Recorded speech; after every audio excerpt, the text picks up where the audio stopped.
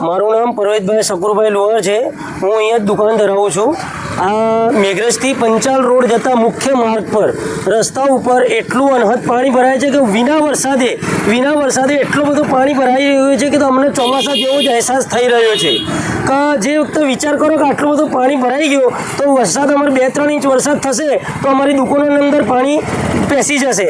છેલ્લા 5 વર્ષથી આ પાણીનો કોઈ જગ્યાએ નિકાલ આવતો નથી। આ બધું પાણી ઇન્દિરાનગરના ગટર લાઇનનું છે। ગટર લાઇનનું કામનું અમે વારંવાર અરજી આપી છે, અમે બધાએ લેખિતમાં પણ અરજી આપી છે, છતાંય અમારું કોઈ પણ સાંભળવા તૈયાર નથી। મેં કેટલી વખત અરજી પણ આપી, રૂબરૂ જઈને મુલાકાત કરીએ, પણ તોય આ પાણીનો નિકાલ લાવતો નથી। મારા કલેક્ટર સાહેબ, મામલતદાર સાહેબ, ટીડીઓ સાહેબ ને ગ્રામ પંચાયતને હજુ પણ અરજી આપું છું કે મહેરબાની કરીને આ રોડના પાણીનો નિકાલ તમે લાવો, કેમ કે અમે બધા અહીંયા રહેવાવાળા વ્યક્તિઓ ત્રાસી મામ પોકારી ગયા છે। આ ગામમાં 5-6 વર્ષથી હું જોઉં છું આ પાણી એટલા ને એટલા છે। ગટરની લાઈન એમને ખુલ્લી પડી છે, કોઈ આમાં જોતા નથી। પંચાયતમાં જઈને કહેવા જાય તો તમને શું પડી છે, ભલે ને જાય એમ કહીને અમારા હામાં પડે છે।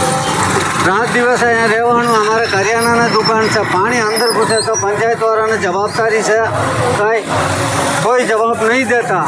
આવે છે જોઈને બધે જતા રહે છે, કોઈ કામ કરતા નથી। છેલ્લા 5 થી 7 વર્ષ નામાં હિતેશ છે। અમે મારા બાજુમાં જ ખાતર બિયારણની દુકાન છે। વારંવાર ગટરનું પાણી ઇન્દિરાનગરનું વારંવાર આ રોડ ઉપર આવે છે। છેલ્લા 5 વર્ષથી અમે પંચાયતમાં વારંવાર અરજી આપી છે, એનો કોઈ નિકાલ નથી કરતા અને જ્યારે ત્યારે ગટર ખોદીને જતા રહે છે અને ગટરનું કંઈ કામ કરતા નથી।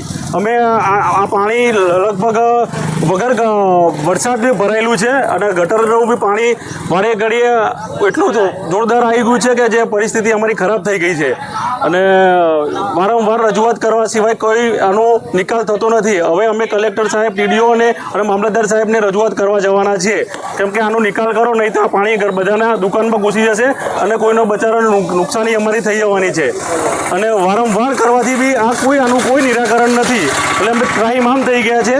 બહુ આ ગમે તેમ કરીને આનો નિકાલ કરવો જોઈએ।